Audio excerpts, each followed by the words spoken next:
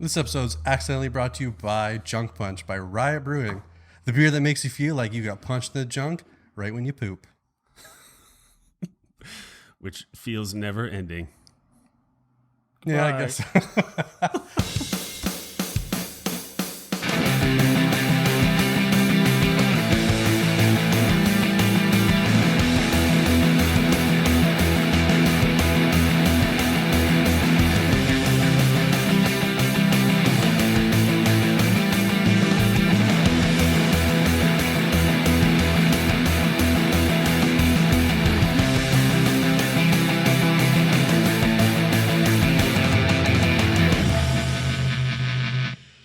Hey, everybody. Welcome to the very first episode of Designers Are the Worst, the show. It is your new least favorite show about an exclusively visual medium cleverly brought to you in an audio format. My name is Matt. This other person, Is M. Night Shyamalan. What a twist. he's the wind and he'll kill us all. My name is Marcus, and I am an unwilling participant in this. Yep. Fun times. His parents are locked in the back room. It will not be released until we do 100 episodes. And what we're going to be doing on this show is, again, this is the very, very first one. So if you're listening to this, assume it's going to get better at some point and maybe try the second one. Yeah. And just to picture the dating show Lowered Expectations, but in real life. And just have lowered expectations, then you'll never be disappointed at anything. It's funny that sketch actually gave me a campaign idea and a whole like brand and identity for a new brewery that approached us, and I wanted to pitch it to them, but they haven't got money yet. So one day, perhaps I'll allow my idea to make a Lowered Expectations brew, it's or more, the brewery is a lowered expectation. Well, I thought of a name for the brewery and the campaign for the labels, and it's kind of like a play on like 80s VHS video dating. Oh. And you have to pick like your perfect match. Oh. And I get to Photoshop people and write weird stories about them. There's going to be a lot of mustaches and a lot of sweaters. Definitely a Cosby sweater, because it's relevant now. And it was funny then. All right. You said your piece. You believe he's innocent. I personally think the man is a monster. But hey, opinions are like buttholes. Some people have none. Some people have two. It's true. So what are we doing here? So what we are doing is we are two designers. I've been a designer for a long time, it feels like, most of the time. And we kind of wanted to hear a show that spoke to people like us, a show about design that wasn't focused on like the origin story where people went to school. We didn't want to hear about what gets people inspired and all that kind of thing. We want to have real conversations. We're recording right now from Victoria, British Columbia, which is a small part of a small island attached to a sparsely populated massive country, but recognizable for such things as the X-Men School for the Gifted and our hunky prime minister and that monkey movie that they filmed downtown. Oh, my kids watched it and there were some really racist parts in it. Towards the monkey, or no, towards colors. I'll just put it that way. It was pretty fun for like a kid's. Oh yeah, this is also probably going to have an E beside it because we do swear. Most designers do swear. Yes, and drink. Yep. Every show is will be accompanied by beer. Right now, Marcus. Well, you heard Marcus do the commercial for Junk Punch. I'm anxious to try mine. I have a gigantic Steamworks that I have to finish before I can have it. Hence the episodes. Until such a time, will all be accidentally brought to you and not officially brought to you by.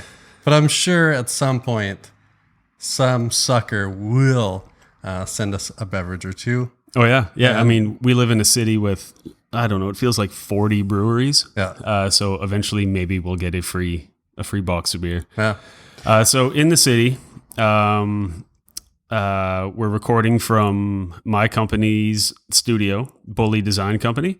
And if you like Mark Maron's show, you're going to like this because there's occasionally uncontrollable noise happening in the background. So if you love that about WTF, then you'll fucking love this thing because we're a good 18 feet from the road. One of the busiest roads in town. With a single pane window. That has a filthy blanket hanging in it. Yeah, because mesh blankets stop a whole lot of noise.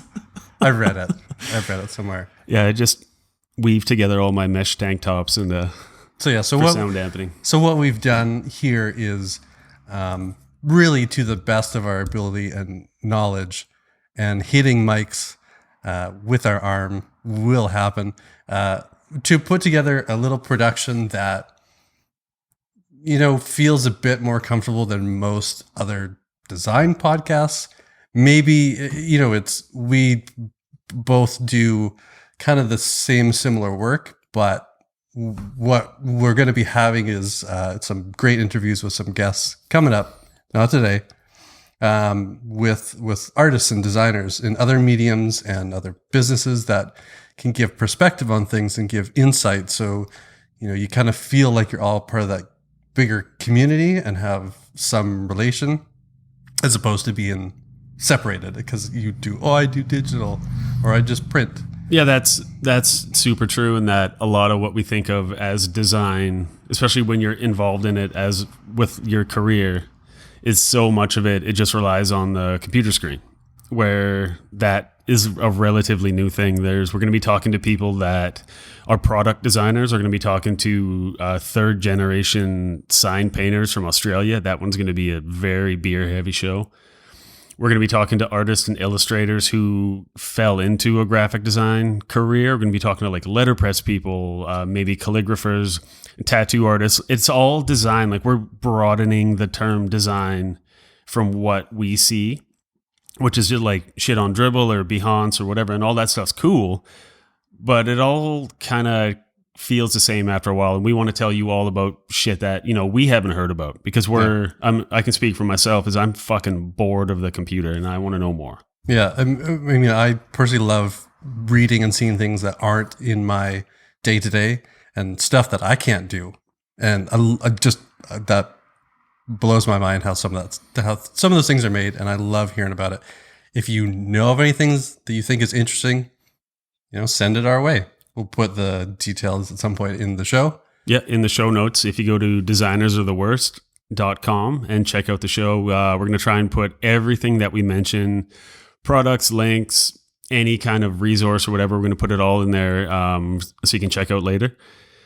And if you want to send us an idea for anything, because we have zero experience of this shit, and we're trying our best, but we want to make sure that you like what's coming out too. YouTube can only show you how to do so much. Fucking watch cats and stuff. But yeah, so you can find us on like every social media thing that we're on at Worst Design Show. So follow us there, talk to us there, give us your ideas there. I'm actually excited to hear negative feedback, because as a designer, like you hear it from clients, but there's always like a veil of politeness over it because it's like a business transaction. Yeah. But some fucking Yahoo sitting in his basement somewhere in like the middle of the whatever country he's in, like, I don't like the way that they talked about kerning, or like that's not where letting truly came from, and I'm going to tell them what's what. Like, I, for the first time, am excited about being on social media. So that'll be a first. Yeah. And we don't even have, the website isn't, well, by the time this airs, there's something there, and I'm challenged to make it now. Granted, we've picked a platform in the terms of, or in keeping with time schedules, because sure, we could go crazy and build something custom and develop it, but that eats into my day-to-day and my other projects that I don't have time to spare. So we'll probably be going with Squarespace now. And it's like, I could have taught my kids how to read, but I know the school's going to do it. So it's the same kind of thing. We could plan out this great thing, but we probably were never going to build it. So this show is accidentally brought to you by Squarespace. Thank you, Squarespace. It's the choice for last-minute websites. And I set it up the other night. I did my part by putting in like the address and the credit card information. Yeah. We don't have a promo code, but if you go there, you can pay full price, just like we do. And tell them who sent you. Yeah, call their customer support line and tell them that Designers of the Worst sent you and you demand to pay full price. Yeah, or more. It's Or a great double. service. It's more and more. I've been using Squarespace for clients because I'm like I think Marcus as well. We're like capable, kind of, but very reluctant developers. Well, it gets to the point where like, oh, I wish I knew how to do these things. Like, oh, I wish I knew WebGL, but I don't have time to invest in learning how to do it. And like any of that stuff, if I'm not doing it daily or every other day, it's gone. Oh yeah, and by the time it's done, the work is pure garbage. I recently wrapped up a project where I got involved in the development and was working with Git a lot in Terminal. Mm-hmm. And I had all the commands down. I had things memorized. And I loved it. It worked really well. Well, that project is done, and I opened up Terminal, and I had forgotten everything within like 3 weeks. Yay! Because I don't touch it No. every day. So what's the point? And No. so Squarespace. It was like 2 years ago. We went to Mexico for like 8 days, and I learned Spanish when I was there. I started learning Spanish when I came back. I forgot about it for like a month, and I forgot all of it. I remember the beer part. I remember the difference between morning and evening. But if I'm not living there, we live in like kind of like a hippie college city in Victoria, British Columbia, and there's not a lot of call for Spanish when Except when it's tourist season. That's about it. yeah, and that's just when you avoid downtown. But even then, most of the Spanish descent people are usually students. Yeah. So it's not really the best situation to approach them for a conversation on the street. Hello, young fellows and ladies. Would you like to chat with this older person that you've never met before? No, Yeah. please, don't run. It only makes me want to chase you caramba. more. Eat my shorts. And so on. Yeah, so we started this probably, I don't know, like 3 months ago in the planning stages. It sounds about right, of actually committing verbally to this, and then all the steps along the way of like learning how to use programs and audio stuff that it's a realm that neither of us have touched. No, it's pretty fucked once you get into it. It's like the development thing that you were just saying about. It's a whole other job, and learning about the audio production and all that, it ate probably 2-3 weeks of my life where like I was missing deadlines. I was like, my kids were getting home. Hey, what happened? I'm like, what? I was like, hey, so what's up at school? They're like, oh, this. And I'm like reading articles or like watching a video of like a 17-year-old English kid making sound dampening panels out of old towels he bought from the thrift store. And he's doing all these sound tests and all that. And it's like, you can beautiful the mind. Yeah, you could beautiful the mind. You could also beautiful mind anything that is not your job because it's a beautiful distraction. Yeah. So this was a distraction for a while. And hopefully now it sounds decent to you and you'll forgive everything that is wrong about this and future episodes because we don't know what we're doing. Yeah. But that's the whole point is we're actual designers that do it for a living, wanting to have real, like no bullshit conversations about stuff with people that do this for a living too, and try and give you more the somewhere in between like Mike Montero and Adventures in Design, Where it's kind of like you're kind of an asshole, but not a Montero asshole. Like I'm not going to go on about like the Bay Area rapid transit system for 45 minutes and then go, oh, and that's our show. I'm like, oh, that was well worth it. I've got like a solid 30-second bit about the BART system there. Yeah, it's a good one. I just say it stinks over and over until I walk off stage. So maybe we should talk about kind of how this idea came to be. in terms of with its relation to Renegades. Yep. And also, I want to say that I bought all of Mike Montero's books, and I like him very much. Oh, yeah, he's great. Unless you live in San Francisco, that thing can be fucking brutal. Having said that, what about the number 4 bus here in Victoria? No, I don't take it. Nah, we don't take the bus. Buses are for chumps. People who don't have a leg. Oh, never mind. Our apologies to the legless. Well, to the legless and Legolas. Oh, is that a It's a Hobbit thing? Lord of the Rings. Fantastic. Burn I know it wasn't in Raising Arizona. in your face arrow thrower. Throws arrows with a bow. Okay, so that's a good segue into the how this all came to be. About 10 years ago, I started a group for graphic designers in town. I realized I've been working basically alone for like 8 years. I've never worked for a studio. I'm the kind of person that I'll never like. It's a real hard thing to be told what to do. So I just end up making my own shit.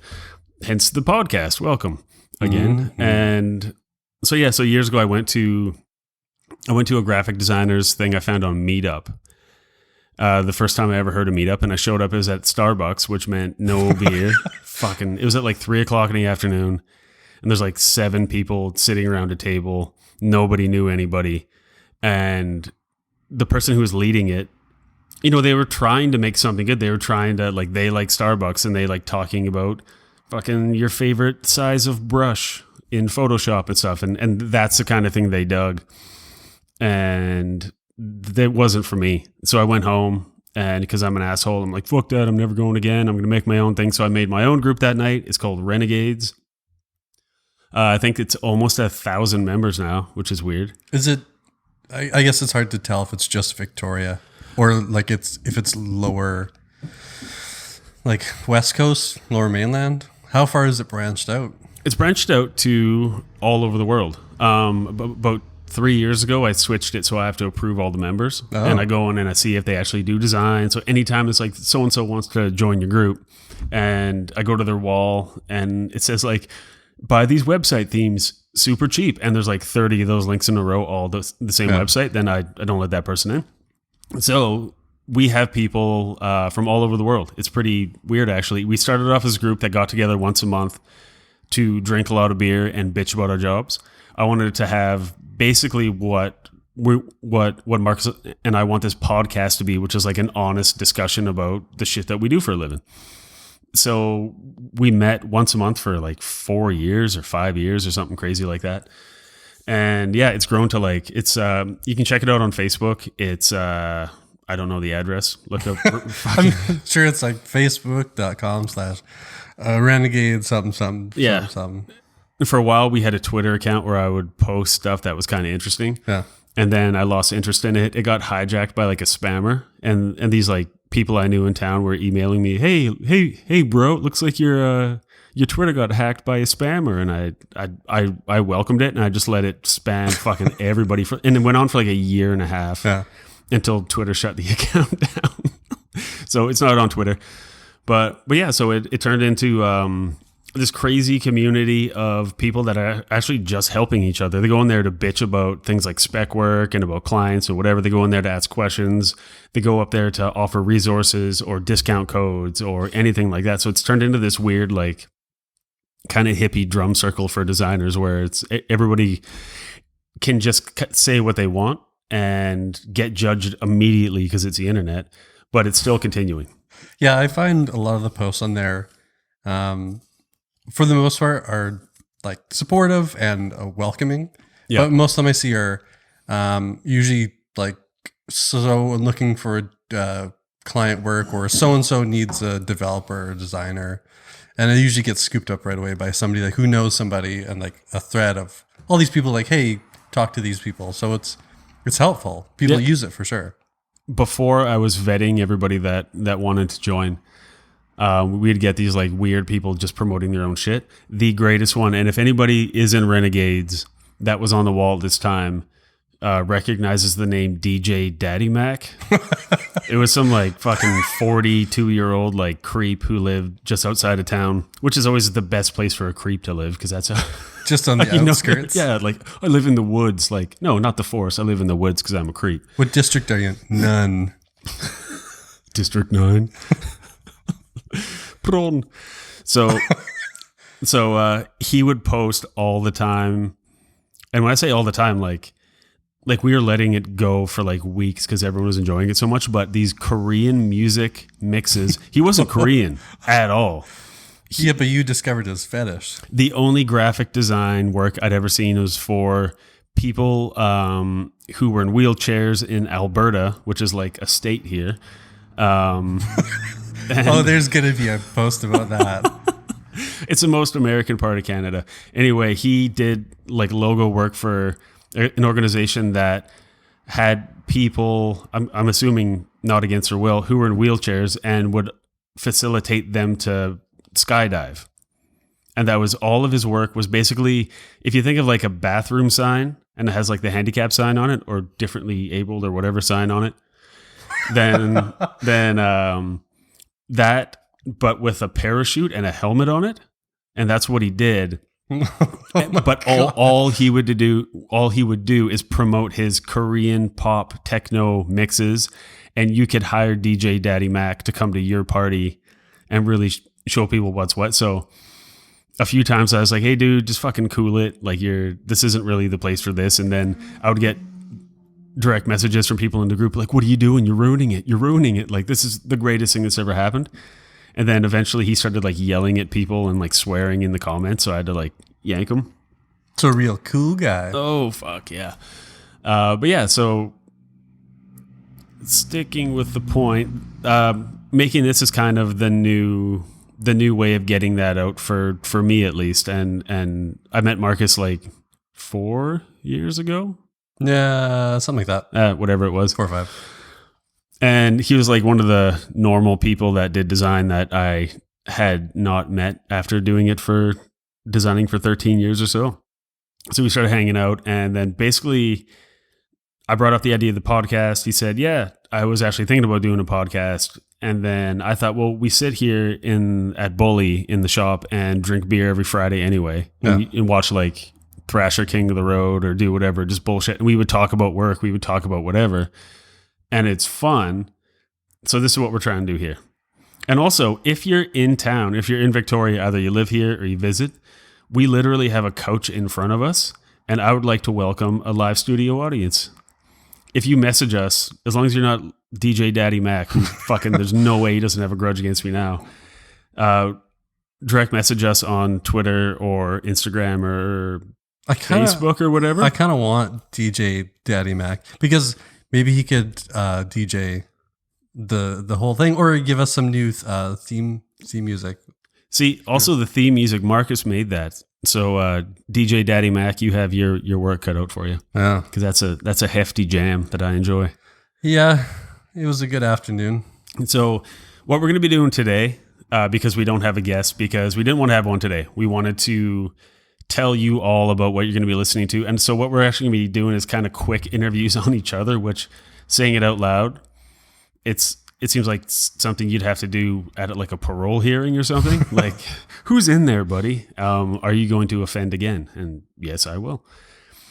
So we're going to be getting into it a bit, just about where we came from, why we do this shit still, the challenges, the fun, the whatever. We're going to try and keep it kind of short because typically when we did the test podcast in the past few weeks, we'd go on for like an hour and a half.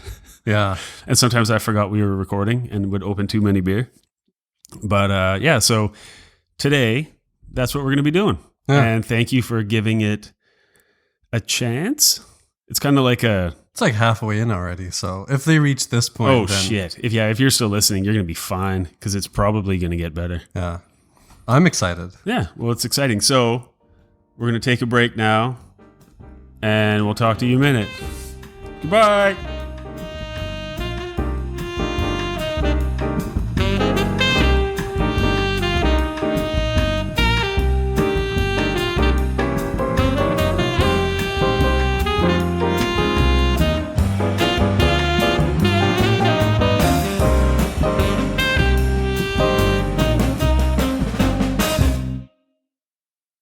Welcome back. We hope you enjoyed that music that we don't know what it is yet.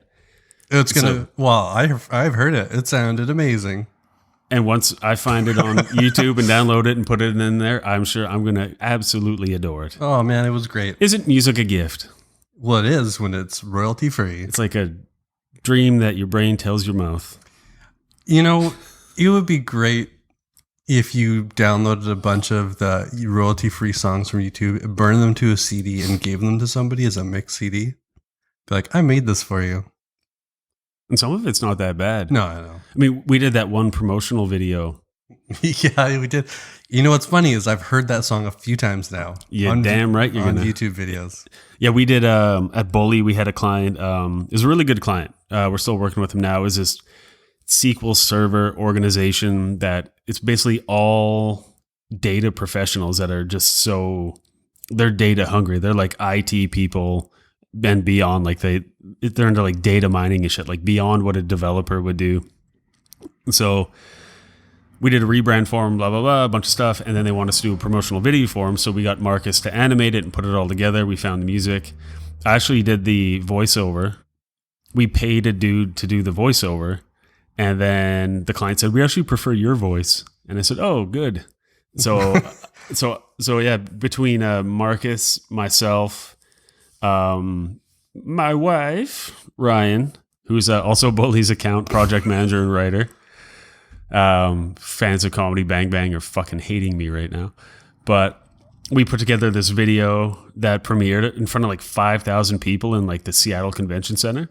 Yeah. Yeah, it was kind of like punk rock, but like for a startup. But it was nuts because the work that went into it, you know, we did have these big ideas and dreams about it, these aspirations about this wonderful video, and then time and budget came into play. Yeah. And it was like, okay, here's what we can do. Fisted by reality. Yes. That's on Marcus's shirt right now. The swift axe with a dong for a handle. It's hard to swing, but goddamn, it's sharp. So the video, everything came together, and the script was written, and then you learned how to make us like a recording Tupperware container, or what did you make? Rubbermaid, yeah. Yeah. So we had this like foam rollout bed that we used for the kids when they had like sleepovers and shit like years ago, and I cut it into like rectangles and then like taped it inside of a Rubbermaid container, and then I put like a blanket over my head like I was a fucking beekeeper, or I was like hotboxing like a phone booth. You just peeping on somebody. Oh god, it was so hot in there, and I was in there for like 2 hours because at that point I had never spoken into a microphone before. I know it's hard to tell listening right now with my perfect delivery and fucking whatever, but yeah, it was really funny because at the end of it we actually had like a 40-second clip of audio that went in time with the animation. Yeah. And the client was happy with it. And yeah, that was technically the first audio project we had worked on together. Yeah. And that the first, and now this is the second. And I had no idea when you came to me with the project, I was like, oh yeah, it's just going to be shown in a boardroom with like 12 people. And then seeing tweets from the conference, and it's like an entire huge conference room of people just watched this video. Downtown Seattle Convention Center was full of SQL Server engineers and pros. Yeah. And they all watched this thing we made, which felt cool because we rarely get to see people dig the stuff that we make. Yeah. Not that I'm saying the shit we make is everybody likes it, but it was kind of that like rare, it was like a giant focus group that all within the span of like 2 days were like, we love the branding and that video was cool and all that. And it was kind of like, it felt good. I mean, that's essentially what it was a brand reveal. And I think it did the trick. Considering where they came from to where it is now, I think it did the job and did it well. Yeah. With a few almost slip-ups during it, when it's like, oh, those can't be Apple. Oh, yeah. Apple devices in the video. It's like, well, if we can kind of fake it. Yeah, the organization is its huge supporter is Microsoft, one of their like platinum sponsors. Yeah.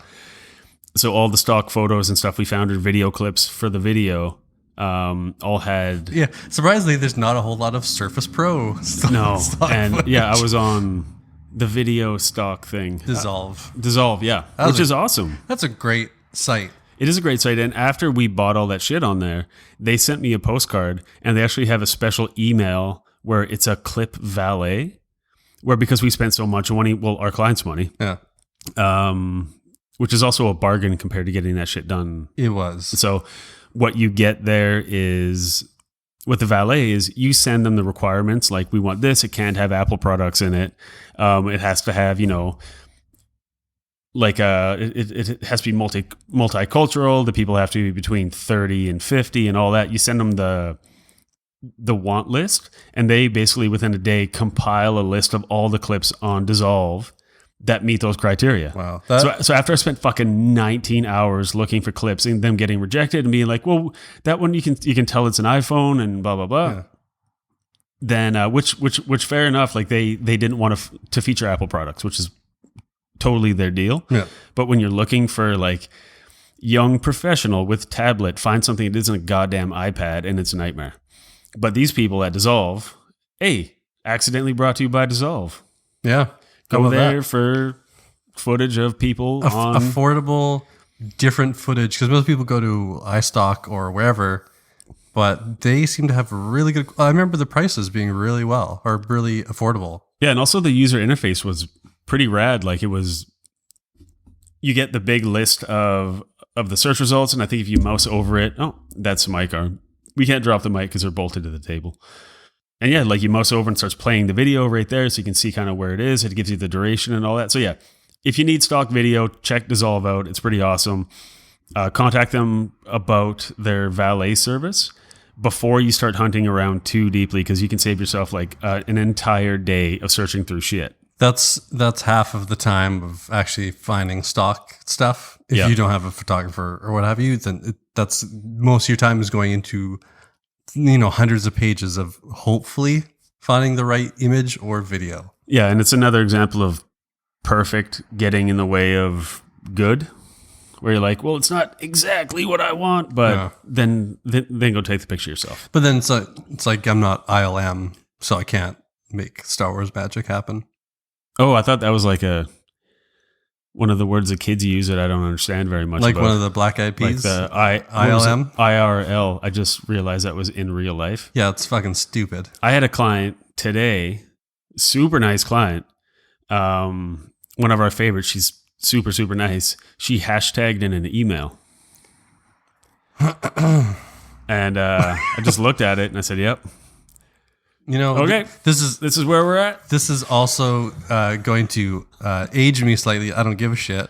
I remember when it was funny, I used to say things like BRB and LOL in person because I thought it was stupid and funny. It is stupid and funny. But now people do that real life as that's how they talk. Yeah. I fucking can't. Anyways. Well, it's funny. I have several children that you know of. That was my uncle's line that I know of, and then when I got old enough to realize, I'm like, oh, you just drank a lot and like boned a lot of ladies. Like, this is why you live alone, right? You're pretty haggard.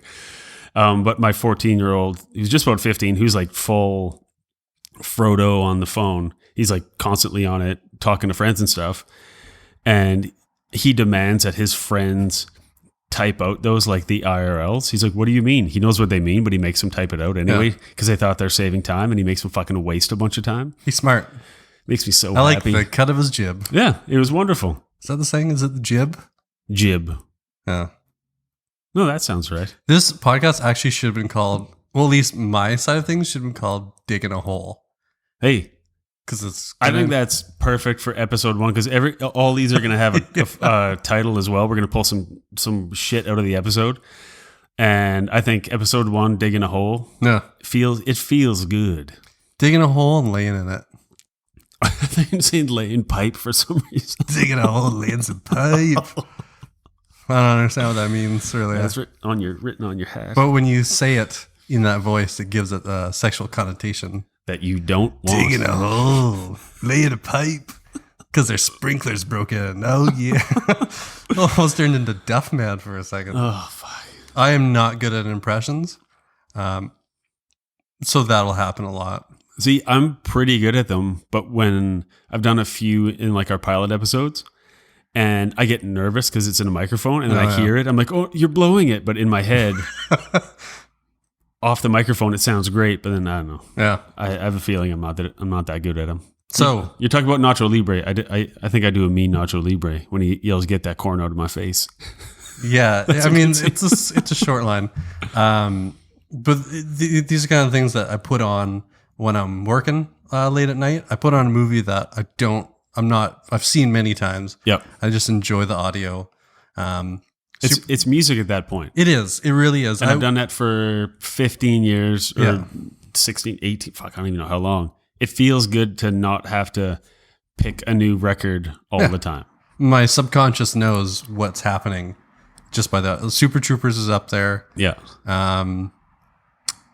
The Spinal Tap is up there. It should be. There's a whole whack of them. Yeah. Talladega Nights. Just recently watched that again because you had mentioned that you had showed it to your kids. Yeah. And that's a great audio to listen to while you're working. Prune candy. Yeah. It was, I loved going back to it because it was funnier, having not seen it for a while. Yep. And that was kind of like the peak of that era. Yeah. At that time. But anyways. Yeah. So work. Here's so the this segue. podcast. Yeah. So we're going to talk about stuff like what movies we like to watch when we're working. What I want to get into now, Marcus and I have drank probably 900 beer together. I don't know his middle name. I always have to check how to spell his last name because I just know him as Marcus and he has a beard. I'm always nervous I'm going to spell your last name wrong because I can never spell Will Ferrell's name correctly. See, he spells it differently. Think Colin Farrell. Doesn't help. I've seen Will Ferrell's name way more than yours. Think of it this way. I'm just watching In Bruges nonstop. We're on the opposite ends of the spectrum in terms of looks. Where he's up here. He's a total pig. I'm more of a Will Ferrell look of like, thank God you have some humor in you and a personality. Will Galifianakis. Exactly. Yeah. So it's with an A. That's the whole point of this ramble. Holy shit. So it's like, you know that word you can't normally spell? Just put an A in it.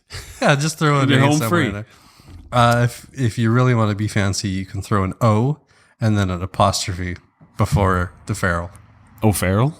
Yeah. Is that what it normally was? That's what it was at some point. And for a long time. And then somewhere along the genealogy, they just dropped it. Yeah. Because it probably, I'm sure there was a time when Irish people were frowned upon. And so they're like, oh, we'll just drop the O and we won't be Irish anymore. Or we won't seem it. Or it will be Jewish now. So that's what happened. So by now you can tell we're very interesting people that have very clever thoughts. But what I want to know, because this is like the interview one where we figure out why each other are doing the job we do all the time, is because I was interviewed by some Australian thing like a year ago, or I don't even know. And they asked me a bunch of questions, and I was thinking about that today. And instead of being like, so where were you born and all that, I want to know when you were a kid or whenever it was, what was the first design that stuck out in your mind? Now, I know it's a weird question, but it's like it could have been a t-shirt that said like bullshit on it, or it could have been like a beer can, which was all over my house or whatever, but just like the object or sign or thing that had a picture on it that you remember. Like, are you asking there's something that That's burp break. Yeah. Are you asking, like, is it actually something as a kid that I actually noticed design wise? No, just like if the Fruit Loops box fucking dug into your mind for some reason. I know it. Okay. There you go. So as a youngling, I had which? A Gelfling from the Dark Crystal. Oh God.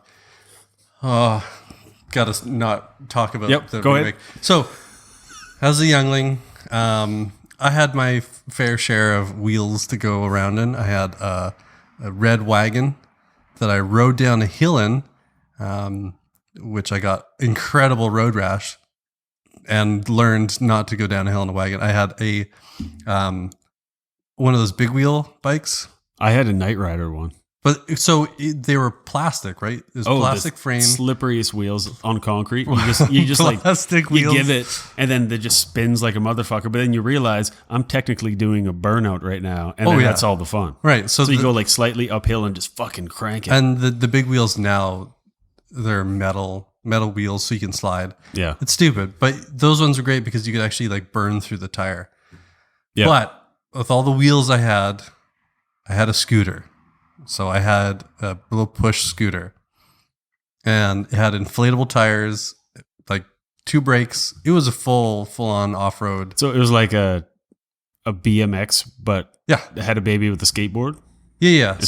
So it was actually like tube framed scooter. It wasn't like a razor scooter, any of those pieces of garbage. Yeah. And the tires you could inflate, and they were like almost like the same terrain as like a mountain bike. Oh, like knobby and stuff, so you could like... Yeah. Couldn't for the life of me remember what make it was. That's not the point of this. The point is, at the time, my sister, much older, well, a couple years older, she gave me an Airwalk sticker. Yeah. And it had the Airwalk character of like the guy doing... With like tiger stripes with the wiggly arms. Yes, and he was almost doing like the Egyptian... Yeah, it's like that mixed with like almost an Air Jordan. Yeah. Yeah. And I remember I put that on my scooter, and that was like the coolest thing ever. I loved that sticker. It was just like this little, and then now that character's gone. I don't know when it disappeared. I have never looked into it, but it disappeared in the 90s. Airwalk turned into, they wanted to get like a 90s vibe for skating going, and they came out with like the Airwalk 1, which is like one of the ugliest shoes I've ever seen. And they kind of like ditched all the 80s vibe and like the pictures and all that. And then they're in Payless. So they went from like the hot and heavy thing. And I had a basically like their equivalent of a Vans Skate High. I had a pink one with like graffiti on the side well, it's not graffiti. It's like all these like line drawings. And I was so stoked to wear them because I knew Tony Hawk, or in my mind, I thought Tony Hawk wore them, although I had no idea. But they're hand-me-downs from Tony Hawk. Yeah. I also had a mall board, which I remember I just used to stare at the graphic on the bottom of it because it was like this melting face guy. And I don't know like where my parents got it from, like who made it. Are you positive it was a mall board? Yeah. Because it could have been a Santa Cruz Rob Roscop.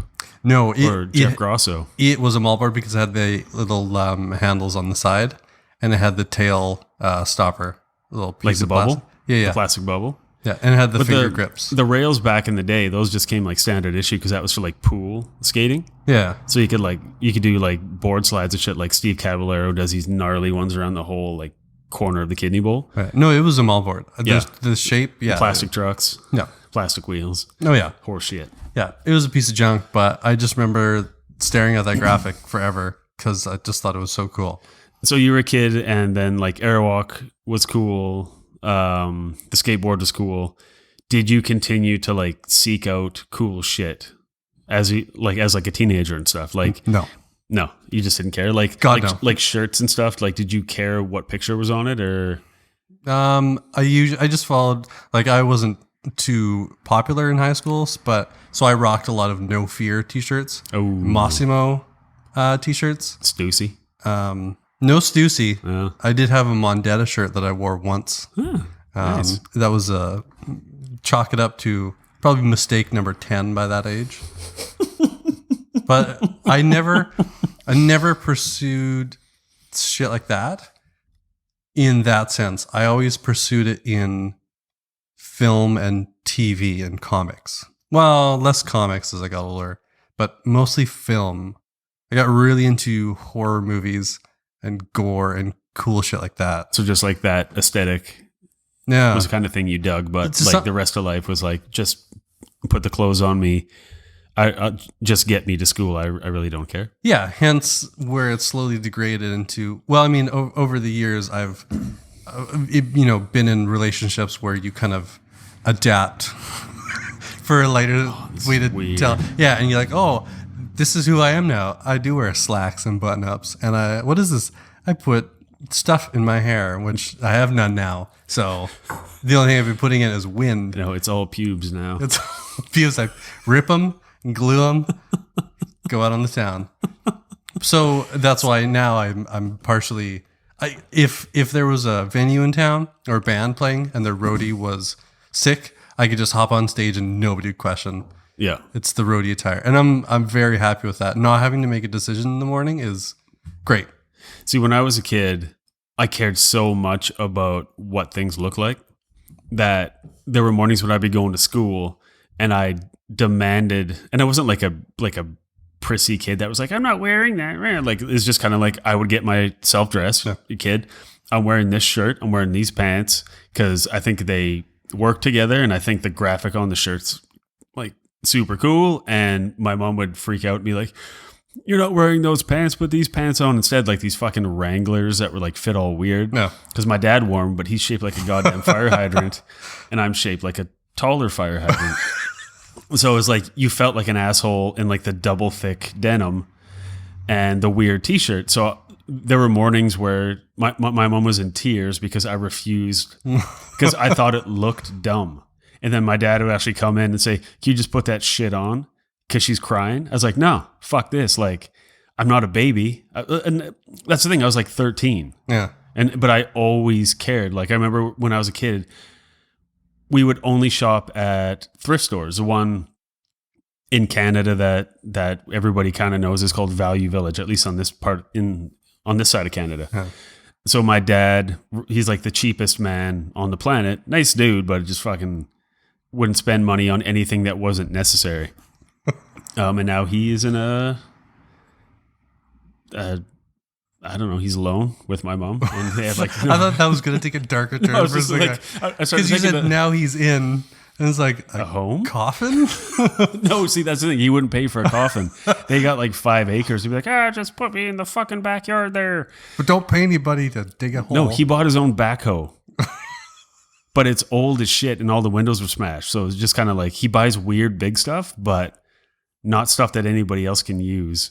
And the stuff he buys is always old and broken, and then it just sits in the yard. It's going to come to some poor estate sale where somebody's like, I don't know what the fuck to do with this. Yeah, this is all like, it looks like a dead man's belongings, but he died yesterday. It looks like not 40 years ago. A set from The Walking Dead. Yeah. That looks like aged and things have been exploded and shot through, but no. Yeah, it's Hot Lana Mark II. So my dad is that kind of guy, and it all kind of ties into the graphic thing, which we're trying to stay on topic. It's really hard when you've never done this before. And when we don't have a guest too, we're just going to fucking ramble. So enjoy. Like, we encourage everybody to grab a beer. Ask for forgiveness and get into later. Or a Chardonnay, maybe a chilled Chardonnay if that's your jam. All weekend I was drinking umbrella drinks. Everything I had an umbrella in it. I had a Mai Tai last night. You goddamn right you did. It was fan-fucking-tastic. And I'd like to, now that I've cracked my Riot Brewing Junk Punch IPA, I would also like to accidentally promote them and say it's goddamn delicious. It's from this weird little town that everybody just kind of drives by around here. But we'll post a picture of the can too, because it's just a bunch of faces of guys who just got punched in the dick. So anyway, going back to what we were talking about like graphics that stuck with you or whatever, we shopped at the thrift store. So I didn't care what the label was. I cared what the picture on it was. And I'd get like an Alf shirt. I had this like hot pink shirt. I was a kid in the 80s, so it was all kind of fucked up then. But I had like a hot pink shirt with a big picture of Alf on the front, and it had kind of like almost like the Garfield letters, kind of the big bubbly serif, and it said Alf at the bottom. And then I think on the back it said, I never ate a cat I didn't like. Oh, that's and I was great. just like, this looks awesome. It's hilarious, obviously. So I must have this. And because it's like $1, my dad's like, go ahead, fucking knock yourself out, buddy. Thinking he's taking us for like a shopping spree. But it was really cool in a way because I got to pick out exactly what I wanted in this, we just went to one store. I didn't know malls existed until I was like a teenager, or a bit younger than that. But you just find this, like I once found a shirt that says "I'm a mad doctor" on it, and I wanted it, and it was like brand new at the thrift store, and I got it. It was like $2. This was when I was like 15 or 16 or something, and then that night on the news, there's like a tent city of homeless people in Vancouver, and we're, just so you know, we're like an hour and a half boat ride from Vancouver, so we're almost part of civilization. Anyway, so I got the "I'm a Mad Doctor" t-shirt, just black with the same kind of ALF letters, like the bubbly serif. I think it's called like Cooper STD, the font, whatever it is. And there was a hobo shanty town that burnt to the ground in Vancouver, and they were talking to one of the homeless people, and the guy was wearing the same fucking shirt. And it made me feel so good about buying it, because I saw it on him, and we were like a similar build. I was like, that's a smart looking shirt.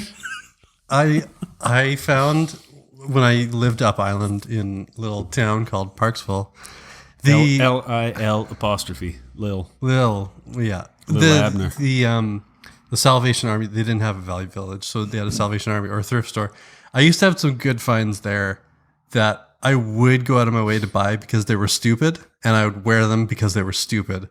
And I remember I found one, and it just said BC Senior Games on it. Yeah. And I got that, gave it to my friend, and he wore it all the time. I bought a soccer jersey, and it was from some local lake, but the slogan on it said "The goose is loose." I had to buy it. That's an instant winner. Yeah. What are you going to do? But I would buy that dumb shit. And now I'm coming back to it where you go to Marshall's or wherever, and I'm like, hey, sweet, an Ultimate Warrior t-shirt. Yeah. I'm going to wear that because I don't give a fuck. And it's cool now. I think it all comes back to the design part, which is a design that you connect with is a good design. A design that is a sterile bullshit, like a t-shirt with a rectangle with a line through it that says like solitude or something, and every asshole's wearing it. It's like that. I don't connect with it. No. So if you find an Ultimate Warrior or Hulkamania is going to run wild on you, and you connect with that, no matter, like, I think it's unfair to look at the design of that shirt or that beer can or that object or poster or fucking whatever it is. It's unfair to look at it too critically, because they did a thing that stirs something up in you that makes you want to be a part of it. And there's flaws in everything, but the biggest flaw I find in most modern design is it doesn't connect. It doesn't. It's a lot of mimicking shit. It's a lot of, I go on Dribble, I find out what people are doing when they're making drop down menus for like a UI or something for mobile, and I'm gonna do my version of that. And it's like, it could look as plain as shit and nobody's going to care. It has to be useful. But when it comes to designing something that stirs up an emotion in people, that's where a lot of I find modern design. And I know fucking people are out there like losing their shit, being like, what about this person? And Stefan Sagmeister's awesome, and Joshua Davis and all this kind of stuff. I'm saying a lot of the mimicry is mimicking things that have no feeling. So it can be a beautiful design that I look at it, and I understand I'm probably not the target audience for it, but there's stuff I can look at to be like, I don't know who that's for. Oh yeah, you're trying to achieve a look, but you're not trying to, like, there's no vibe to it. There's a local art gallery that I walk past once in a while downtown. I can't remember what it's called. I think it's maybe the Madrona Art Gallery. Madrona, yeah. Every time I walk past there's something in there, like a sculpture that I'm like, that looks pretty fucking cool. Was that the one down by Trounce Alley? Yes, that's the one. Yeah, there's one in Victoria. And they always have gnarly, like, shit you haven't really seen. I can't afford any of it. No. But art's design that's all ego. Yeah. And that's why it's so expensive. Perhaps one day I'll have more of a reaction or emotion than, oh, that's pretty gnarly, that's cool. And I'll actually be able to explain and articulate why I think it's cool. Except for just like, oh, it looks cool. And I just like it. But what's wrong with that? I guess nothing. Yeah, so I've always been attracted to, I mean, right now we're in the Bully Design Company shop, and all the art, all the everything on the walls. Aside from the art show, we also do art shows in here, and we have giant beer parties, and it's fucking super fun. But all like the permanent stuff that we we have up here when the art show is done and we put our stuff back up. The most expensive piece of art in here is like $40. Yeah. It's just stuff that I vibed with, that it makes like a statement. Like, Yeah. See, like I like pictures over like paintings. Oh, Marcus hit his elbow. fuck. Yep. Let's listen. Let's listen in. And, now he's rock hard. Why is he rubbing it on his dick? He has the longest elbows I've ever seen. But what I found, like looking back, since I was a kid growing up in like skateboarding, I like pictures. I connect with pictures. I don't connect with paintings. Oh, okay. So there are like few exceptions. Like I guess we're gonna have on in a couple weeks Sean O'Keefe, this artist who's in town. He's known like far and wide, and he's also a gnarly designer. He does these paintings that when I saw one of his art shows like 2 years ago, a year and a half ago, I was like super surprised because like I really like these paintings, and I can't remember last time I liked a painting. I like skateboard graphics. I like screen printed shit. I like guys like Mike Giant, who are to me are like the gnarliest person on the planet. But I like a picture. Yeah. And looking back when I was a kid, I've always gravitated towards shit that had a picture on it for whatever reason. And the thing I think I'm best at as a designer is just making like a confined picture. Not like like I've designed apps, I've designed a bunch of stuff, and there's a point where it gets too sprawling. Yeah. And it all kind of starts looking the same. And I fucking immediately lose interest at that point. And it sucks because I have to finish it. Yeah. But I'm like, it's not a picture anymore. Now it's a big sprawling landscape. Yeah. And I don't care about it.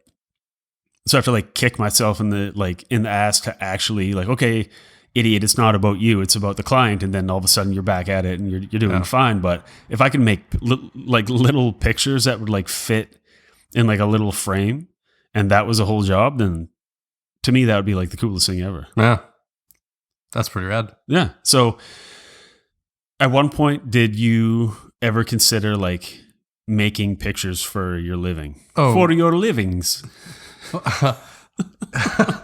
Also, we don't edit this show at all. So if there are parts where it's like, oh, it's weird. There was silence for 2 seconds while one person was burping, the other person was laughing. That's just how it's going to be. Yeah, it's real rough. Speaking of that, should we go to round 2? Beer break. Goodbye.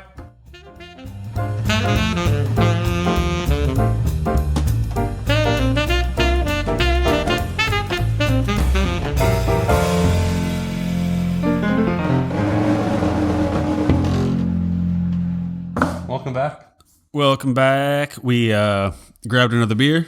We totally forgot that in honor of the show, we bought, and we haven't used them yet. They've been sitting in boxes in the back room.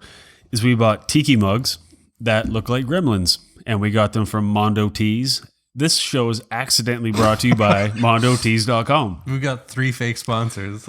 Yeah, one day. Yeah, the day we get an actual one, we're gonna shut this mother down. Yeah, so go to Mondo Tees. I'm on that podcast money now. Yeah. I told my financial advisor this is my retirement plan, and he punched me in the crotch. And he said, "Sir, I am wealth simple. I'm just a bot." See my cool website animations? That says it all. See my commercial with the guy who looks like Bryan Cranston? I cannot figure that fucking guy out. Anyways. So we're talking about why we like pictures and when it all started. So what I was going to ask you, and also we filled those MondoTea.com mugs with delicious Riot Brewing Company Junk Punch IPA. God damn, it's delicious. It is good. You were asking me at what point in the childhood did I want to not be molested anymore? Almost immediately, I would hope. Put pictures on things. Yeah, there you go. So were you aware of computers and how that worked?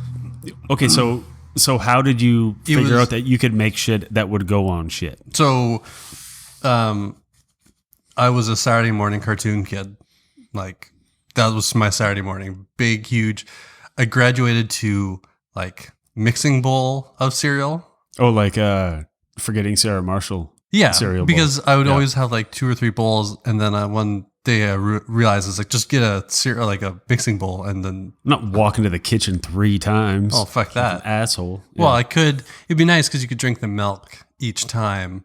But anyways, so I love cartoons. I still do, like not in an anime sense, but in like a Pixar, kind of indie cartoons. I don't watch Rick and Morty, despite everybody watching it. I've never seen it. I just don't. I watch a lot of shit because my kids. Yeah, that's like different. Amazing World of Gumball. Never. Check that shit out. It's super funny. Adventure Time, obviously. Everybody digs Adventure Time. Yeah. Greatest Warriors, and it's like this like subculture of good looking shit that's entertaining. There's also that one cartoon with the kid, and he's with like a group of people. One's like a wrestler, fighter, lady, and they made a bunch of like mobile games about it. It's a Cartoon Network thing. I can't remember. Is it Steven Universe? Yeah, that one's good too. Yeah, yeah. But that's so that's where you got your deal is like you liked. So I watched He-Man, G.I. Joe, all these things. So I really liked cartoons. I was really into drawing at that time. And so at that time I actually really wanted to work at Disney and be an animator. Having no knowledge of what the actual work is like, what the process is or anything like that. I just wanted to draw. You say, I can draw a reasonable facsimile of Bart Simpson on a good day. I'm obviously a shoo-in at Disney. Oh, totally. They're probably waiting for my call. Yeah, they had a desk waiting for me for years. Right by the dumpster. Yeah, every year would come around as the anniversary of me not showing up. So sorry, interrupt. That mixed with, I'm going to guess, that scene in La Bamba where Richie Valens' brother found that drawing table outside of like Disney with all like the old, the look you're giving me means you probably didn't see that. I've never seen it. Ah, fuck. I know. His brother Bob found like this drawing table in the garbage behind Disney. He was a garbage man and it had all these drawings of like these famous cartoon characters, but they were just like cells that didn't make the cut. And then he started drawing. I haven't seen a lot of movies that most people have. Not because I choose not to, but they just don't happen naturally. Like Shawshank Redemption, I still haven't seen, and I get in shit for every time I mention it. Yeah. So La Bamba's up there. La Bamba's a winner. But I have seen Pee-wee's Big Adventure probably 1,000 times. And that's a good looking movie. Yeah. Design-wise, that whole Beauty is Embarrassing, a documentary about one of the dudes, I forget his name, but he's a gnarly artist, still to this day making this incredible shit. He was one of the people on Pee-wee's Playhouse that were responsible for making the puppets. Because you mentioned talking about him making that wooden puppet. Yeah, and it was like 15 pounds, but he's like, fuck it, it's a puppet. And then after holding it for 10 minutes, he's like, this thing sucks and we don't know how to make puppets. Yeah, that show, like, if you watch it now, it's still good. Like, it's weird, but it's acceptable weird of today. Well, my kids dig it. Like they've seen every episode and they've watched Pee-wee's Big Adventure, not Big Top Pee-wee because that's bordering on child abuse and I won't show it to them. But Pee-wee's Big Holiday, whatever the new one is, fucking awesome. No, that one's good too. It's really good. It's like written by Paul Rust. Paul Hart's skateboarder. Paul Rust, who's on Netflix show Love, and he's been a writer on a bunch of stuff. But he like wrote and produced or directed it or something like that, and it's really good. But they kept that same like ridiculous vibe. And I know what you're saying about Pee-wee's being awesome, and it just had the look. It had like if a kid made a show, it would look like that. Oh, totally. But way better than shit we could have made. You'd be like, what do you think in this room could talk? Like, that chair. It's like, what? It's like the chair. What's his name? Cherry. It's like, then a pterodactyl. It's like, where do you see a pterodactyl? I'm like, I don't know. Fucking make a pterodactyl, idiot. Yeah. So it was always this attraction to kind of the weird and the different. And it still goes on to like, I think I was still in that mindset when like Ren and Stimpy came out. Yeah. I fucking love that. That was show. a big deal for me too. Because it was cartoon. Loved it. Spumco. And it was weird. And that I could relate to it. That's, well, not really the characters, but the humor. Yeah. It was bizarre. It was like on that, like when Monty Python first came out, and that generation, like my parents' generation, would watch as a kid, and their parents would be like, "This is so weird and bizarre." It's because they never, they just didn't have that mindset. It's kind of like that, as I've always gravitated towards that weird stuff, and the animation was always there. Then I started to learn like what actually went into it, and I didn't want to be any part of it because I didn't want to be drawing stuff for other people. And as weird as that sounds of what I do now, but I didn't want to be drawing the same character over and over and over and over for something else, for something that wasn't mine. That makes, I mean, it's essentially being the 9-year-old kid in Indonesia making fucking Louis Vuitton bags. Like, I don't want to do this. This isn't for me. And I would like to have one, but I don't want to make one because it's a crazy job. It's like, I don't know, aside from stop motion animation, I can't think of another job kind of within our bubble, the design bubble, the art creative, whatever bubble, that is as monotonous as animation. Yeah, it's because the people who still do the hand drawn cells, like you're drawn, and you're not even like. There's a fellow on YouTube that I follow, Aaron Braze, and he's a former Disney animator, and he worked on Aladdin and Lion King and things like that. But he would only, if I have this correct, I think he only actually animated I'm in charge of the tiger in Aladdin, and that's my role. That's my job. Hey, Raja. Yeah, he has a name. So all tigers matter, and his eyes are up here. Digging a hole. God damn it! So climb in with us. So and like he's actually writing, producing, and animating his own movie now, or it might be a short. Mm-hmm. But you get some insight from him into what that career was like, and I'm like, I'm kind of glad I didn't pursue it further. But the work that he does now, I'm just so blown away by. Like, it's something that's taken years. It's just kind of going off on a little side venture, but I watch his videos when he's sketching and drawing animals, and it's really interesting to get his mindset of how he's drawing them and how he understands them. And like, he'll be drawing, say, an elephant, and he's studied them so much that he knows their skeleton, their muscles, he knows their skin, what everything does. So at any position or any action, he can draw them because he knows them perfectly. And you have to have that mastering of that one specific animal just to draw it all the time.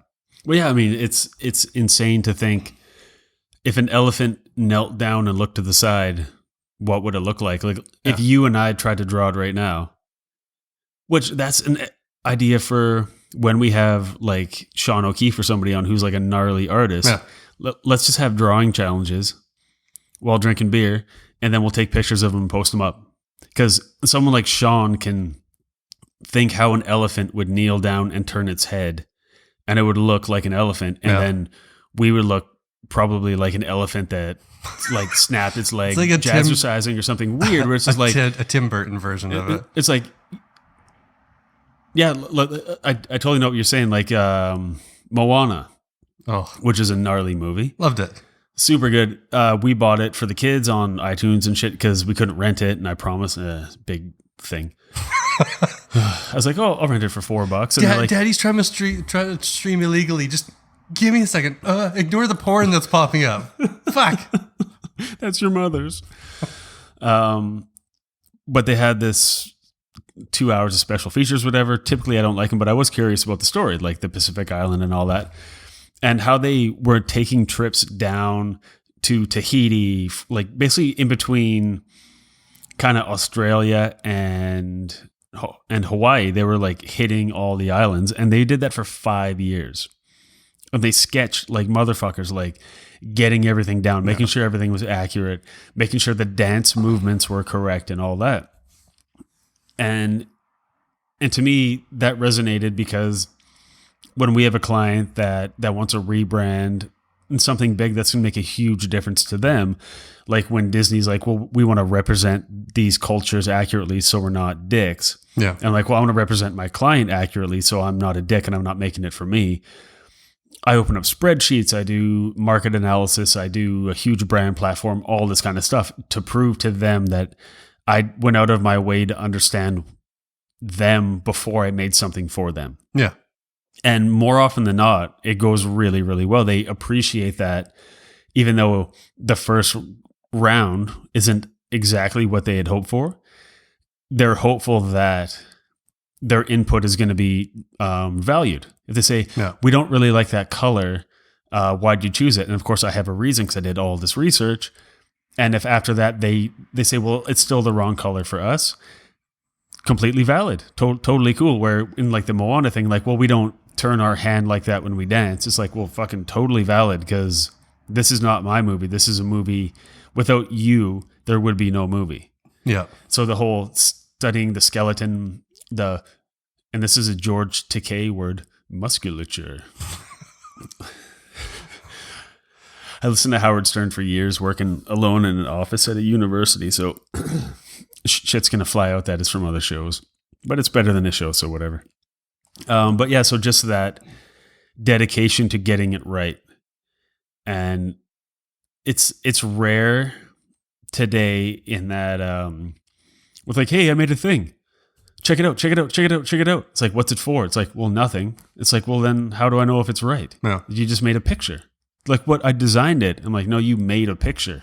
That's why I don't understand when people are working on a project for a client and they post something online, say on Dribble or Behance or whatever, wherever this platform is, and people either they say like, oh, I'd love to hear feedback. It's like, why? You're asking the wrong people. Because it ain't for them, man. If you're asking your peers, that you did it wrong, because it's for not for you, it's not for them, it's for the client. And I've never understood that. Like, I don't even understand why people that they don't ask for feedback in a post or something like that, and yet people are like, I'm not sure about these colors. Like, you know nothing about this project, you know nothing about the background. What the fuck are you opening your mouth online for? Because online is a mouth, right? And we're all just peeing. I forget. Yeah. So yeah, I mean, speaking of something like Dribble and just all that, like it's so hard to get it right for the client. Yeah. What are the odds you're going to get it right for people that will never interact with this thing? Yeah. That don't care if it exists or doesn't, and it's never the target market. They're judging it purely on an aesthetic basis, and that's not how this shit lives. Like when you see the Ultimate Warrior shirt, yeah, and you're like, fuck yeah, I'm gonna cut up some like red, yellow, and green t-shirts when I get home. I'm gonna make some armbands. Yeah. And you know, my wife is going to hate me for the rest of the night because I'm gonna be a painted up maniac running around the house like crushing cans on my head. But it made me feel good. It's gonna bring back the childhood feelings for at least like a couple minutes. And happiness. And I think too often, especially in design, childhood gets confused with pure joy. Sure. So it's like, oh, it's like I'm a kid again. It's like, oh, it's like I don't have bills and all kinds of shit again, and I can enjoy something because it's just a thing that I liked when I had nothing else going on. Yeah. Kids, I have kids, they have nothing going on. Like they're the fucking like the most unemployed people on the planet. Yeah. But they're these open wounds where you can pour in all this stuff that they're just going to react like so viscerally to, either positively or negatively. And the positive and negative things they're going to create lasting memories. Yeah. So now when we can dedicate, I mean, you're talking about when you're a kid looking at that skateboard graphic with the melting face on it. Do you have time to do that now? No. You probably do. Well, but you wouldn't take it. What do you mean I wouldn't take it? You wouldn't take the time to do it because it's not fascinating. And another reason for making the show is we're in this shit every day, and I feel we're not appreciating a lot of the stuff. So designers are the worst because we think the shit we make is the best stuff ever when it's just more stuff. It is the best shit ever. It is the best shit ever. Hands Down. diggity down. But there's so much cool stuff that we connected with at some point that if it was up to us, we may fuck up that project. Like, think about the person that made the Ultimate Warrior shirt in the 80s. They nailed it. Would we be able to nail it? Like, would we be able to make the Hulkamania logo? Because that's not the current like vibe of design. Yeah. Because we get influenced too much by the stuff we see, which is why I go out of my way not to look at any design feeds, anything. Yeah. It's just, there's too much. There's too much, like, if you're into baseball, there's too much baseball facts out there now. It's just fucking overwhelming. And you'll get sick of baseball because you know too much about it. Yeah. It's like, I used to love it, but now it won't fucking shut up. It's like, well, stop looking at it. Stop asking it questions and then just enjoy it for what it was. So would we be able to make the Hulkamania shirt now? I mean, no. I would start in a completely different direction and then would just start punching myself in the head because I'm doing it wrong and I don't know why. It's because I'm making something modern. And that's the respect you give to the client that I try to give to the client about. I want to know everything about you. Yeah. Because once I'm an expert on you, then I can make something for you. Totally. And then if we sat down with Lord Terry Hogan for 3 hours and had a project kickoff meeting, which we do at Bully. These meetings have gone 4 hours. Yeah. The goal of them is to essentially not to be like, what's your favorite color? What websites do you like? It's we try to treat it like a therapy session, because once they break that barrier and then start pouring it all out, then you get the vibe of who they are. And once like in Lord Terry Hogan starts crying on the couch about like how his dad didn't love him and he tried to be the biggest man on the planet and he tried to crush the first man to suplex Andre the Giant. Like, oh, this thing's got to be raw as fuck. It's got to be yellow and red because he's living out loud. But without looking at it, I'm not going to look it up. Yeah. Is it? We will post a photo of a Hulkamania shirt. It's like though. Angled up, and is it melting? That's the question. It's not even melting. Is it like, melting or on fire? No, it's not melting your fire. It's almost like made out of like rock, but it doesn't look like rock.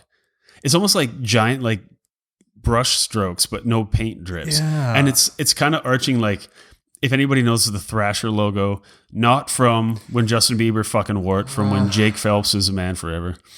I see it everywhere. I see it everywhere these days. It's fucking, show me your subscription receipt and then you can wear the goddamn shirt. You tell me what color shirt Anthony Van Eglen is wearing in the pullout in the magazine, and then you can wear it. Purple. It's white. It's the same one I got. When I subscribed, they sent me a shirt. I don't wear Thrasher. But we watched King of the Road, which is lovely. So the Hulkamania logo is really kind of the Thrasher logo, where it's like an arch kind of flat on top, but it's like fat on the bottom, and then it kind of arches up weird on an ankle and goes like kind of weird skinny. Because like it's not, it doesn't say Hulk Hogan, it says Hulkamania. It says because Hulkamania is going to run wild on you, brother. Yeah. And that connection, like when you have a client where you can market something that strong as fucking say your prayers and eat your vitamins, or Hulkamania is going to run wild on you. Yeah. You're not going to do like a square with a dot in it and be like, oh, it's very modern. It's like, no, this guy's got like, he's bald. He has the longest hair I've ever seen. He's wearing a Speedo and everything's yellow. Like, you're not going to play it cool with him, but you wouldn't know that until you talk to him. Yeah. So the shit when we were a kid, when everybody's a kid, when people reminisce, oh, remember He-Man? Like, fucking watch He-Man now. It's a nightmare. It is horrifying. It's the era of reusing animation loops and cells. Yeah. Spider-Man did it. Or Hercules did it. Herc. There was a bunch. Scooby-Doo did it. It was awful. But it was the way that they did animation. Yeah, and now when Adam transforms into He-Man, and by the power of Grayskull, and like the painting of Grayskull in the back, I think back to when I had Castle Grayskull as a kid. I had like the toy you open up and you can go inside and all that. And all of a sudden it's like that green castle with the skull in it, which anybody could be like, oh, skull in it, fucking drawbridge or whatever. It's nothing inventive, but it had a vibe to it that connected with the visuals at the time. Now it's terrible. Yeah. But something like the WWF, like wrestling when we were a kid, they're such strong personalities. Like those would have been the perfect clients to have. Ultimate Warrior. Show up, he has bangs for some fucking reason. His face painted up like a raver maniac rapist. He has the same tassels as a tricycle's handlebars did. Exactly, just flopping in the wind. Body, yeah. And like spandex from head to toe, and like wouldn't stop seizuring when he got all jacked up. He also like snorted in interviews. Yeah. It was amazing. So if every client walked in with the same intensity that the Ultimate Warrior had, be like, oh fuck yeah, like I know where this guy's going. Yeah. But they walk in with, hey, how you doing? Like, oh, you're not showing me you're not showing me your Terry Hogan right now. We gotta get in. We gotta. And some might say that he's shown too much now. Oh, his dick, yeah. But like, we gotta scrub off the self tanner and get inside and find the real Terry. Yeah. And that's what it's like with a lot of clients. So, and it's. I totally get it because it's a relationship and nobody wants to give away too much because everyone wants to be professional. One question we ask our clients is, how would you describe yourselves? Do not use the word professional. And it's funny how many people that stumps.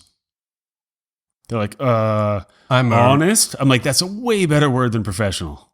I'm really good at being at my job. I've been described as a real Cosby. Stephanie Cosby, that is. Well, I mean, that's what those are too. Is those end up being interviews? Yeah. Because you have to get out the answers that you need to work on a project to make it all happen. Yeah, yeah. If everybody gets out, I mean, for us anyway, and it goes back to the thing originally when I was asking about when you were a kid, what did you like? Because when you're a kid, you're like, I don't like that. I like that. You're just this raw nerve.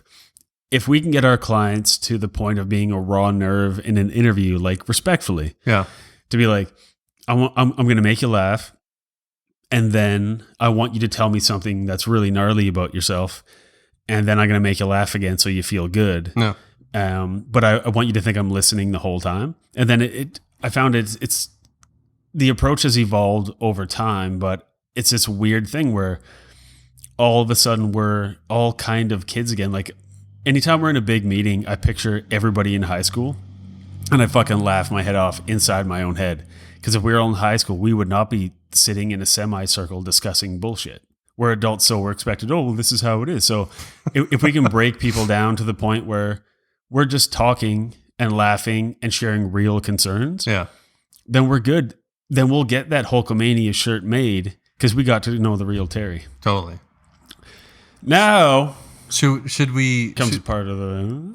Oh, no, please go ahead.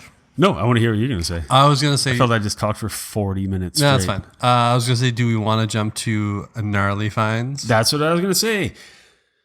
Marcus came up with a good name for it last week. I think it was cool stuff from the web and beyond.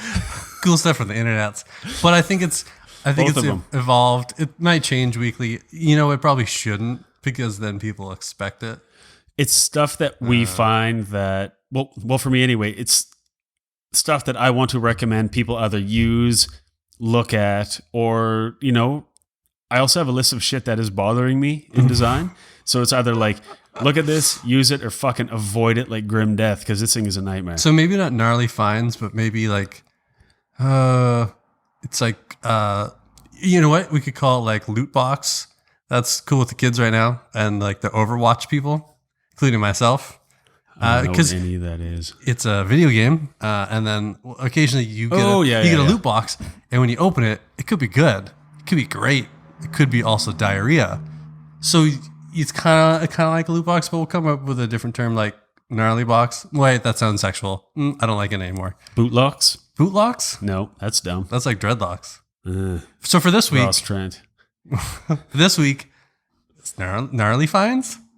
Gnarly finds. Yeah, I have a positive thing to say, so we can do gnarly finds. Or thrift store. I don't give a shit. Ooh.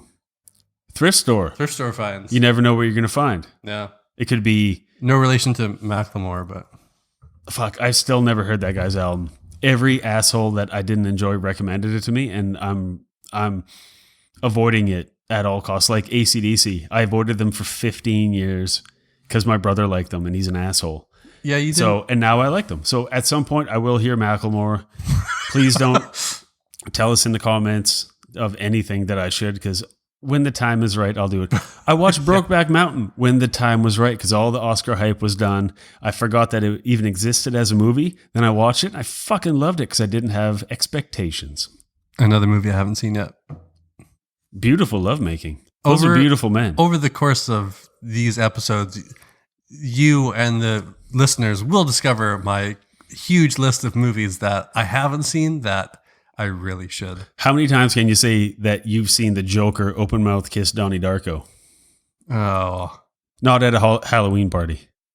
Twice. All right. I also, but see, in my repertoire of movies, I've watched things like Toxic Avenger and Kabuki Killer. Those are good stuff. Right up, Oscar alley. Like, was it? What's the Trauma? Trauma, yeah. Yeah. I didn't watch like Killer Condom or anything like that, but the first time I saw boobies in a movie was Toxic Avengers. Oh yeah. You like slice some gal up with like the kind of mini Reaper scythes and like cut all her clothes off, and then she went, "Oh," and I went, "That's a boobie." It must have been like 6 or something like that. Yeah, I distinctly remember the one I watched. He drove his broom through the guy's temple, through his head, and then ripped his head off. And then took another guy's hand and shoved it into like a tape recording machine and just shredded into. But it was like really shitty special effects. I thought it was funny. Before anybody in the comments corrects you, did you mean mop? What did I say? Broom? Broom. Yeah, it was a mop. We know it was a mop. Go fuck yourself. Oh, I don't even realize it said broom. I knew what I meant, so fuck it, everything. Welcome to the thrift store. This is all the shit we found recently, for better or worse. Well, one thing. And then my thing. It's like American Pickers, but they only found one thing. I love that show. Oh, all the old signs and stuff. Like Frank's the best. Design-wise, if you're a designer who likes cool shit, watch American Pickers, and they find the most amazing. Like they'll find like an old like Indian motorcycle tin sign that's aged to perfection, and that you just want to wrap around your head because it looks so beautiful. What's the skinny dude's name? Is Frank is the shorter guy, and the taller skinny guy. Yeah. Laurel and Hardy. That's their names. I've only seen every episode, and I have no clue what his name is. Mike. That's his name. That sounds like a name. It's Mike and Frank. But don't watch Canadian Pickers because those two guys are losers. That show's the worst. Yeah, that's the thing about, for those of you not living in Canada, we get the worst television. Well, we get spin-offs. And some of the most popular shows that Canada's ever had have been starring a man named Brett Butt. I mean, he is funny, but in interviews, not in the show. You didn't let me finish. So you can find a Brett Butt interview. Really treat yourself. All right. Thrift store finds. Shit we like. Okay, so fire it off. So this one, I was actually worried today because I really didn't have anything. And I was like, oh, fuck. I go through my list of stuff I've saved over the week or two. And I had nothing until like literally an hour before, and somebody had posted something and I lost my shit. So the company Sphero. Sphero? Like a 3-dimensional ball, but O? Yeah. Okay. So SPHERO, Sphero.com. The name might not sound familiar, but if I said that they made the BB-8 toy, that might help. That's cool. Right. So they made the BB-8 toy that came out when The Force Awakens came out, and that thing was fucking cool because you watch the movie and you never get the toy that really like measures up to what you want. You want the real thing. You want BB-8 to bring you like a bowl of Sun Chips and like give you a high five. If you could, yeah. If you got Sun Chips and there'd be a Subway attached to it. But anyways, so they've come out with a new toy. The BB-8 inch. Oh my God. This thing is so rad. And okay, so it is the ultimate Lightning McQueen. Ooh. So they took whatever technology that they've been working on and turned it into a remote control car that you control with your phone. But now, why is it cool? Why is it, making my anus leak? Digging a hole. With digging a hole. So it's not just a remote control car. Does it light up? Does the lights work? Yes. Yeah. Does it make noises? Yes. But the eyes are a screen which actually move, and his mouth fucking moves. So he reacts to you like poking him around, and he like says stuff. And so like I watched the promo video for it, and I wanted one so bad. It looks so gnarly. Okay, so you went to Disneyland a couple years ago with like your family and your nephew and shit, right? Close. I went there with my niece, and I thought she was transitioning. No. Okay. And my sister and my mom, she thankfully paid for the tickets to bring the family. That's what some moms do, not mine. So did you do the Cars ride when you were there? Yes. And wasn't it amazing how their eyes, just like that toy, and we're going to post a link and whatever the video and shit online. So go to designersoftheworst.com and look for this episode in the show notes.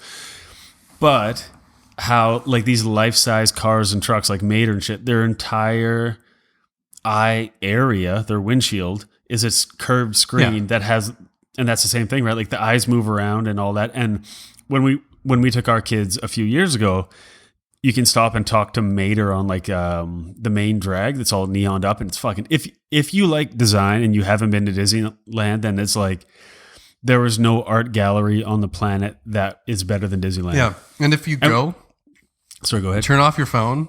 You don't need to take any pictures. No. Nobody needs to enjoy everything with your eyes and your brain and ears, and just that place is fucking incredible. So this gives me an idea. A future episode, Marcus and I will just talk about, no, honestly, we'll talk about Disneyland for an hour and talk about how amazing. It'll be a two-parter.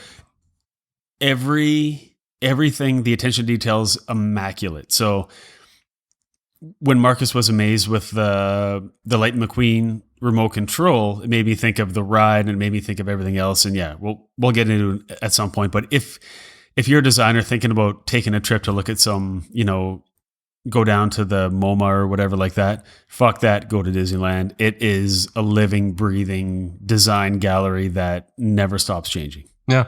And there's no pretension because they have churros and shit. Yeah. They actually recently changed the haunted hotel, the Tower of Terror, to something else. Is it Guardians of the Galaxy now? Yeah, it's going to be Guardians of the Galaxy. I don't know how I feel about that, but... And Tower of Terror was gnarly. I'm sure I'll enjoy it just as much. It's what there is bad.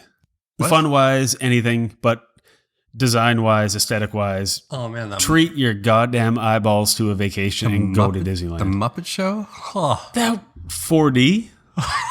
Fuck off. All right, we'll get into this in another show. All right, that's my thing. Easily drink nine more beer. And I was blown away by this remote control car, and I recommend if you have an extra $300 to blow on a RC car, do it. Or maybe not an extra, but a $300 that you hate. Like, I don't want to see you anymore. Like, my father passed. This is all he left me. I want to be this guy at the office. Oh, yeah. You can be the guy with all the... No longer am I the drone guy. I'm the Lightning McQueen guy, because nobody has my pay grade. What have you got? So my recommendation is actually the kind of polar opposite of yours. It is a fairly well-known print company in Minnesota called Aesthetic Apparatus. Now, as we look up to the right, Marcus's left, listeners, it's your stage right. Port. We'll shoot up some pictures, but they have been making, just him now. One of the partners left to do I believe start a design company, something like that. But anyway, Aesthetic Apparatus for me has been making the coolest posters, all screen printed, all gritty, gnarly, tons of color, tons of fun. A lot of them, most of them for bands. But this Pussifer one is new. It is new. I put it in the living room. At your house. It's a luchador with like a spur coming out of his eye and a cactus in a hand and stuff. Check out the show notes for the picture, but I liked it a lot. The general consensus in my living room was that it was going to give people nightmares. And it wasn't the children. It was my wife. That's two. That's two for this episode. It's a long episode. So then I put up a Babes in Toyland one, also by Aesthetic Apparatus. It had like a Barbie doll with her head splitting in half. Didn't get a huge warm welcome either. Now there's another one in there.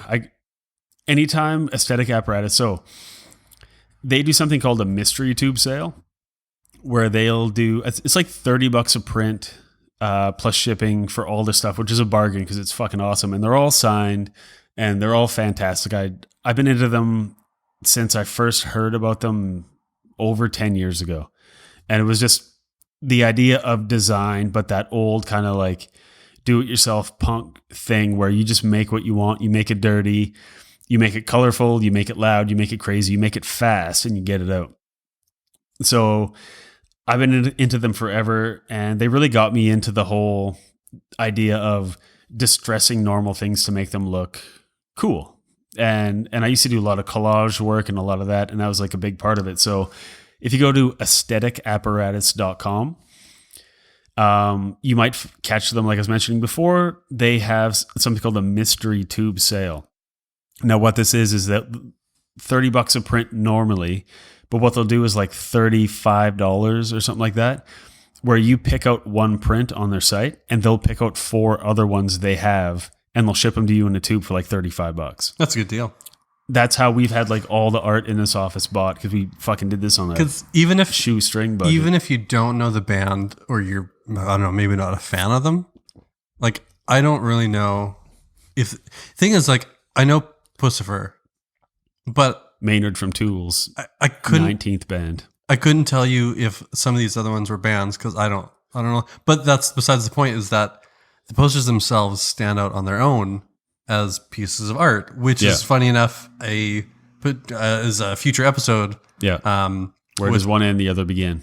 Exactly, design and art, and for something like Aesthetic Apparatus, like they're commissioned by these bands and they're amazing. And then they also do these test prints where they're just like fucking with paper and these big gnarly messes, but they look amazing. And they also do art prints. And so check out aestheticapparatus.com and have a look at all their prints, all their products. They're so reasonably priced. They're always adding new shit. And it's just this like raw nerve of design that I've never stopped going back to.